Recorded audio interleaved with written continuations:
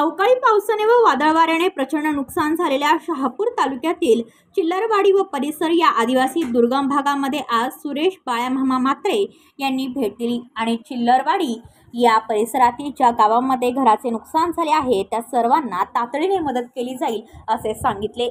तसेच अन्नधान्याचा पुरवठा करण्यात येईल असेही सांगितले।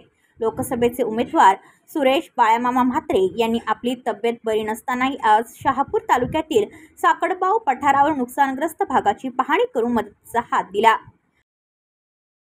व्हिडिओ रिपोर्टर भरत दळवी, KTV न्यूज, शहापूर।